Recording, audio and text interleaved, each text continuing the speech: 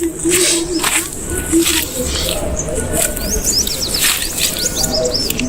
Hello everyone. तो जैसे कि आप लोग मेरे हाथ में देख सकते हो एक नोटबुक है, और अगर मैं आपको दिखाऊँ इसके अंदर, तो ये देखो यहाँ से शुरू होके ये देखो इतना जो है, ये जो है मैंने अपने अभी जो मैंने कुछ भी आपको दिखाया वो क्या है बेसिकली। बात है 2018-2019 के एकेडमिक ईयर की। मैंने अभी जस्ट अपना 10th ख़त्म किया था एंड छुट्टियों में मैंने डिसाइड कर लिया था कि मुझे साइंस लेना है विद PCMB। फिर क्या था, मेरे को रिज़ल्ट आता है एंड मेरे को 70% आते हैं 10th में। मेरा CBSE बोर्ड था बाय द वे। मेरे को 70% आते हैं एंड देन मैं जाता हूँ एडमिशन्स के लिए। तभी मुझे एक पता चलता है एक कुछ इंटीग्रेटेड टाइप करके भी होता है। मैं जाता हूँ, ढूंढता हूँ। ऑलमोस्ट मैंने आधा महीना 1 महीना ऑलमोस्ट मैंने किया था सर्च। अलॉन्ग साइड मैंने ट्यूशन्स की भी सर्च शुरू कर दिया था एंड तभी मैं एक अपने ही लोकल एरिया की ट्यूशन में आता, जो कि सच बताऊँ तो मुझे एट फर्स्ट ग्लांस बहुत अच्छा लगा था। वो जो कुछ भी पढ़ाते थे वो मेरे को एकदम क्रिस्टल क्लियर होता था। जब रिजल्ट आ गया था और मैं एडमिशन करने गया, तब उन्होंने हमारे पास 2 ऑप्शन रखे, या तो नॉन इंटीग्रेटेड का या फिर इंटीग्रेटेड का। तो अभी सीन कुछ ऐसा था कि मतलब अराउंड 16-17 बच्चों ने एडमिशन ऑलरेडी ले चुके थे। वो वैसे ज़्यादा बच्चों के बैच नहीं थे, 30 के आसपास के बच्चों के बैचेस रखते थे वो।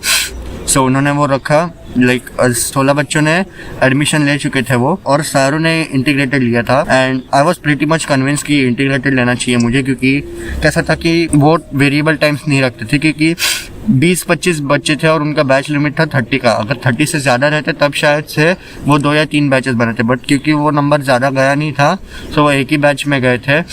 16 में से सारे ही ने इंटीग्रेटेड लिया था। कहीं ना कहीं मेरा पीयर प्रेशर भी था और कहीं ना कहीं मैं पहले से ही मन बना लिया था कि मुझे इंटीग्रेटेड करना है, क्योंकि मेरा कॉलेज जो था वो दोपहर को था और मेरा क्लास जो थे वो सुबह थे। तो सुबह ट्यूशन जाओ, फिर बाद में दोपहर को कॉलेज जाओ, आते आते घर पे 5-6 बज जाएंगे, तो वैसे ही मैं बहुत थक जाऊंगा। और अगर मैं थक गया तो मैं तैयारी कब करूँ।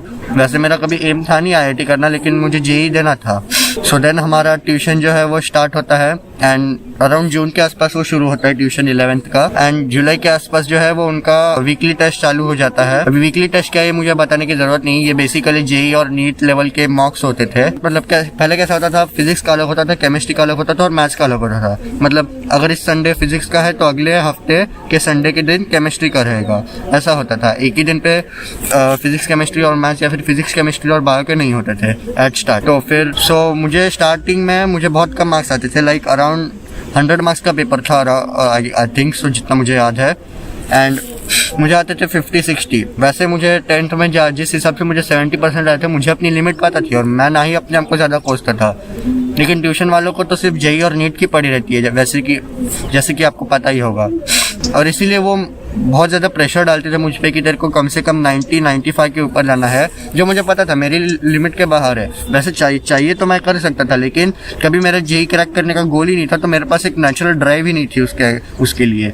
बहुत मैं कोशिश करता था, और एंड जब मेरे को ऑलमोस्ट 80 तक मेरे मार्क्स पहुँच गए थे, तब उन्होंने पैटर्न ही चेंज कर दिया। अब पैटर्न क्या चेंज हुआ उससे पहले मैं आपको ये बता दूं, जब मेरे को कम मार्क्स मिलते थे, मतलब मान लो उन्होंने गोल रखा है 80 का, कम से कम 80 आना चाहिए, तो मुश्किल से गिन चुन के 3 से 4 लोगों को 80 या उसके ऊपर आते थे मार्क्स, बाकी लोगों को कम आते थे। एंड जिन लोगों को कम आते थे वो उन लोगों से 5-6 बार पेपर लिखाया जाता था फॉर पता नहीं व्हाट रीजन। स्टार्टिंग में तो कि ये इजी था, क्योंकि फर्स्ट ऑफ ऑल बहुत कम क्वेश्चन थे और सेकेंड ऑफ ऑल हमको एक्सप्लेनेशन लिखने की जरूरत नहीं थी। मैं बस गूगल पे आंसर क्वेश्चन डालता था, उसका फाइनल आंसर देखता था और लिख देता था, और वो कुछ ज़्यादा बोलते भी नहीं थे। अब बात करता हूँ मैं उन्होंने पैटर्न क्या चेंज किया था। पहले जैसे मैंने बताया कि सिर्फ फिजिक्स सब्जेक्ट का एक अलग पेपर होता था, केमिस्ट्री का अलग होता था और मैथ्स का अलग होता था, लेकिन अभी ये चेंज हो चुका था। अभी वीकली टेस्ट जो होता था वो PCM या फिर PCB का होता था। तो जैसे ये पैटर्न चेंज हुआ, तो सबसे पहला पेपर जो था वो मैंने मैथ्स का दिया। उसके बाद मैंने सोचा कि शायद मेरा बायो में भी शॉर्ट हो सकता है एंड मैं शायद नीट भी दे सकता हूँ। मैंने बायो का पेपर देने चालू कर दिए, एंड उसके बाद से मुझे वार्निंग मिल गई कि मैं इसके आगे चेंज नहीं कर सकता हूँ। पता नहीं उनका क्या दिमाग चलता रहता है, मुझे आज भी बहुत गुस्सा आता है। खैर, उसके बाद मेरे पास कोई ऑप्शन ही नहीं था कि मैं मैथ्स का भी पेपर दे पाऊँ। उसके वजह से हुआ ये कि मुझे अभी 75 क्वेश्चंस करने के वजह मुझे अब 180 क्वेश्चंस करने पड़े थे, जो कि स्टार्टिंग में तो बहुत इजी लगा, क्योंकि मोस्टली उसमें से बायो ही थे। लेकिन उसके बाद उन्होंने वापस से एक बहुत हरकत शुरू कर दी कि आप लोगों को पता होगा 720 मार्क का नीट का पेपर होता है और 300 मार्क्स का जेई का पेपर होता है। उन्होंने अभी नेचुरली टारगेट सेट करना शुरू कर दिया था। पहले उन्होंने 200 रखा, फिर 300 रखा, फिर अचानक से 300 से बढ़ा के उन्होंने 500 कर दिया था। यहाँ पर मुझे अगेन बहुत कम मार्क्स आने लगे। स्टार्टिंग में तो बायो बहुत ईजी रहता था, लेकिन जैसे जैसे कुछ चैप्टर्स आते गए जो मुझे बहुत हार्ड जाने लगे, मैंने डिसाइड कर लिया कि बायो मुझे नहीं करना और मुझे सिर्फ मैथ्स पे फोकस करना है। मैथ्स के हार्डेस्ट चैप्टर्स जो भी थे वो मुझे ज़्यादा अच्छे से आ रहे थे कंपेयर टू बायो के हार्ड चैप्टर्स। तो मैंने डिसाइड किया कि बायो मेरे लिए नहीं है। अगेन मैं बायो लेने वालों की कोई डिसरिस्पेक्ट नहीं कर रहा हूँ, ये बस मेरी एक्सपीरियंस है और मेरा स्टोरी है। तो मैंने फिर बाद में बोला कि मुझे मैथ्स का पेपर देना है, मुझसे बायो हो नहीं रहा है। उन्होंने मेरी बात को सुना भी नहीं और बोला कि तू अभी चेंज नहीं कर सकता है। उन लोगों का दिमाग सच में बहुत गिरा हुआ था और वो सबसे बड़े थे। इसके बाद उन्होंने स्टार्ट किया कुछ ऐसा करना जिससे मुझे आज भी बहुत किलस आती है। उन्होंने एक सेपरेट बुक बनाने बोला, जो कि बाय द वे यही है। इस बुक में उन्होंने बोला कि अगर तुमको कम मार्क्स आते हैं तो तुमको 5 बार पेपर वही लिखना पड़ेगा। स्टार्टिंग में तो ये बहुत ईजी था, क्योंकि मुझे बस गाने लगाने और बस आंसर लिखते जाना है, मुझे कुछ सोचना कुछ नहीं है। बट बाद में उन्होंने कुछ ऐसे चेंजेस किए जिसकी वजह से मुझे आज भी उन पर बहुत गुस्सा आता है। उन्होंने क्या बोला कि आपको फिजिक्स का एक्सप्लेनेशन लिखना है, केमिस्ट्री का एक्सप्लेनेशन लिखना है। यहाँ तक तो फिर भी ठीक था क्योंकि एटलीस्ट मेरी सॉल्विंग तो हो जाती होगी, मेरे को अलग से प्रैक्टिस करने की जरूरत नहीं थी उसके लिए। मैं फिजिक्स के क्वेश्चन सॉल्व कर सकता था, केमिस्ट्री के भी मैं सॉल्व कर सकता था। लेकिन फिर उन्होंने बायोलॉजी के भी एक्सप्लेनेशन, एंड आज तक मुझे ये नहीं समझा कि मैं बायोलॉजी में एक्सप्लेनेशन क्यों लिखूँ और कैसे लिखूँ। मैं बस कुछ भी लिख के दे देता था और वो देखते भी नहीं थे और बस वो ऐसे बस चेक करते जाते थे। इसके वजह से मेरा बहुत टाइम जाने लगा। अगर मान लो मेरा 6 घंटा 7 घंटा मेरा पढ़ाई का है तो मेरा कम से कम 4 घंटा या 3 घंटा उसी में जाता था ये सब टाइम पास करने में, जिसका मुझे आज तक नहीं समझा कि उनके पीछे लॉजिक क्या और उनका क्या दिमाग चला था। ये स्टोरी सुनने के बाद आई एम श्योर कि आप में से भी बहुत लोगों को ये कुछ इनमें से चीजें फेस करनी पड़ रही होगी, ऐसे कुछ काम करने पड़ रहे होंगे जिसका आपको कोई वर्चुअली या रियली कुछ बेनिफिट है नहीं, लेकिन आपको वो करना पड़ रहा है। लेकिन इस चीज के बारे में बात तो हर कोई करता है और बहुत अपना गुस्सा निकलते हैं लोग, लेकिन मैं आपको बताऊंगा कुछ ऐसे चीजें जो आप कर सकते हो जिससे कि आप बाकी के 99% ऑफ द लोगों से आगे निकल पाओ जो सिर्फ कंप्लेन करते रहते हैं और कुछ करते नहीं है। So the number 1 point is do the bare minimum. जैसे कि मैंने आपको बताया कि ये लोग आधे से ज़्यादा टाइम कुछ चेक भी नहीं करते हैं। तो मैं क्या करता था कि मैं अगर 5 बार लिखने बोला तो मैं सिर्फ 2 या 1 बार लिखता था और वो भी इतना गंदा लिखता था कि वो मुझे एट द एंड क्रॉस डाल के मुझे वापस लिखने बोले। एंड चीज़ ये थी कि जो वापस लिखने की मुझे ज़रूरत ही नहीं पड़ती थी क्योंकि वो उसके बाद वो भूल जाते थे। सो मैं आपको ये नहीं बोल रहा हूँ कि आप मेरा एग्जैक्ट डिक्टो कॉपी करो, आप इस पॉइंट को लो और आप अपने हिसाब से इसको मॉडिफाई और टेलर करके क्या आप अगर अप्लाई करते हो तो ट्रस्ट मी आपका बहुत टाइम बचता है, आपका दिमाग ज़्यादा ख़राब नहीं होता और आपके पास टाइम भी बहुत बचता है जिससे कि आप एक्चुअल में कुछ कर पाओ। Number 2 is learn skills that will actually earn you money. हमारे कॉलेज में जो कुछ भी पढ़ाया जाता है 99% ऑफ द टाइम वो या तो आउटडेटेड होता है या फिर उसका कुछ काम नहीं होता है रियल लाइफ में। So instead of blaming the college, आप एक्चुअल में कुछ चीज़ें सीखना शुरू कर दो जिससे कि आप पैसे कमा पाओ। स्क्रीन पे दिख रहे कुछ स्किल्स अगर आप जैसे देख सकते हो स्क्रीन पे, अगर आप इनमें से कोई एक स्किल उठा के भी उसमें बहुत अच्छे बन जाते हो और मास्टरी लेवल हासिल कर लेते हो, ट्रस्ट मी आप 99% ऑफ द लोगों से ऑलरेडी आगे निकल चुके हो। लेकिन आपको एक चीज़ करना पड़ेगा, वो है कि आपको कंसिस्टेंट रहना पड़ेगा। आपको कंसिस्टेंट रहना पड़ेगा।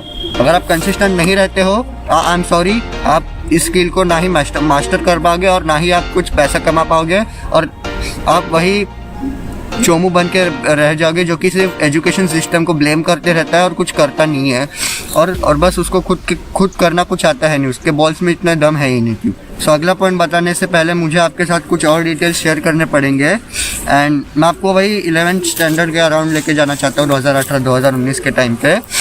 तब कैसा था ना कि जिस ट्यूशन में मैं जाता था उधर ना एक एडमिन बोल सकते हो आप, लाइक वो होते नहीं है जो शेड्यूल डालते रहते हैं हर दिन, वो चेक करते हैं कि आपको कुछ प्रॉब्लम है क्या, सो कॉल्ड प्रॉब्लम्स। सो वो कैसी थी कि वो बहुत ज़्यादा दिमाग से सटकीली थी एंड वो हमेशा से ही वो हमारा बहुत दिमाग खाते रहती थी और वो हमारी एक बात नहीं सुनती थी। सो बाकी लोग जो थे वो लड़ते रहते थे कि मैं ये नहीं करूँगा, मैं वो नहीं करूँगा, मुझे ये नहीं करना, मेरे को इससे ये प्रॉब्लम हो रही है। नेचुरली इंस्टिंक्ट हमारा यही है, लेकिन मैंने ये देखा कि इससे कुछ काम हो नहीं रहा है, उल्टा हमको और डबल काम दे रही है वो गधों जैसे। सो मैंने क्या किया, मैं थोड़ा रिसर्च करने लग गया एंड मुझे तब पता चला 48 लॉज ऑफ पावर के बारे में। तब उसमें से पहले ही रूल जो था, अगर मैं उतना भी अप्लाई कर लूँ तो मैं ऑलरेडी बहुत बेटर बन सकता था ये चीज़ को हैंडल करने में। सो रूल 1 जैसे कि आपको पता है, नेवर आउटशाइन द मास्टर। सो मैंने क्या किया, वो जब भी कुछ बकती थी मैं सिर्फ एक कान से सुन के दूसरे कान से निकाल देता था। मैं ज़्यादा कुछ करता भी नहीं था। जैसे कि मैंने बताया कि मैं 5 बार लिखने वाला भी पूरा नहीं लिखता था। 2 बार से ज़्यादा मैंने आज तक नहीं लिखा है। ये पूरे नोटबुक में, ये पूरे मेरी 11th-12th की नोटबुक है, जस्ट इन केस आपको नहीं पता तो। एक बार मेरे साथ क्या हुआ कि मुझे एक दिन पहले पता चलता है कि होमवर्क करना है केमिस्ट्री का, एंड उसके अराउंड 107 या 108 कुछ तो क्वेश्चंस थे। एंड मुझे पता था कि मैं घर पे भी 10 बजे आया था, क्योंकि मुझे बाहर जाना पड़ा था एक इमरजेंसी के लिए। मुझे अभी भी वो अच्छे से दिन याद है समहाउ। सो मेरे को रात को पता चलता है, मैंने सोचा कि मेरे से ये होने वाला नहीं है, मैं इससे अच्छा मैं सो जाता हूँ, मैं अपनी नींद को ख़राब ना करूँ। वैसे भी अगर मेरे को करना भी रहता तो मैं एट द एंड में गूगल से ही कॉपी कर रहा रहता। सो सुबह उठ के जब मैं देखता हूँ तो थोड़ा लेट है क्लास, तो मैं वो 1-1.5 घंटे में मेरा क्लास जो था वो 1-1.5 घंटा लेट था। सो मैं फिर उसमें थोड़ा गूगल से छापता हुआ आंसर, एंड देन मैं जब जाता हूँ तो मुझे पता था कि अगर मैं पूरा नहीं करता तो वो मेरे को बहुत गाली देने वाली है और शायद मेरे घर पे कॉल भी जा सकता है। सो मैंने क्या किया, जब उसने पूछा, लाइक हम गेम खेल रहे थे फ़ोन पे थोड़ी देर उससे पहले, और उस दिन वो सर भी नहीं आए थे, तो हमारा टाइम पास ही हो रहा था बेसिकली। तो अचानक से वो पूछती है होमवर्क दिखाओ, और वो जाती है बाहर, बोला कि बाहर आके दिखाओ तुम। तो सब लोग गए, लेकिन मैं नहीं गया बाहर, एंड मैं बस अंदर बैठा रहा, एंड मेरे को पूछा भी नहीं उसने। सो मैं आपको रिकमेंड करता हूँ कि आप 48 लॉज ऑफ पावर वाली बुक जो है वो खरीदो और पढ़ो। चाहिए तो मैं आपके लिए समरी भी बना सकता हूँ, जस्ट कमेंट बिलो कि आप वो एक्चुअल में आप कैसे यूज़ कर सकते हो, मैं वो भी बताऊँगा उस वीडियो में। अगर आपको चाहिए तो बस कमेंट कर दो आप। So the 4th point is start public exposure. तो देखो, हम सबको ऑलरेडी पता है कि कॉलेज हमारे लिए वैसे भी ज़्यादा कुछ करता नहीं है, कॉलेज हो गया, स्कूल हो गए। सो कम से कम आप जो पब्लिक एक्सपोजर की थोड़ी बहुत अपॉर्चुनिटीज़ भी मिल रही है, आप उसको कम से कम वेस्ट मत करो। फेस्ट हो गए, फेयरवेल्स हो गए, what ever it is, public debate हो गया, आप उसमें पार्टिसिपेट करो। भले ही आप वहाँ पे जाके भूल जाओ, इतने बड़े क्राउड के सामने हक दो, चलेगा, लेकिन कम से कम आपको एक्सपोजर मिलेगा जिससे कि आपको बाद में कॉन्फिडेंस का इशू नहीं आएगा। एंड ट्रस्ट में, अगर आप फेस्ट भी अच्छा कर लेते हो ना, लड़कियों से भी रिक्वेस्ट आने लगते हैं। सो यही था आज का video. I will see you in the next one. Till then bye bye.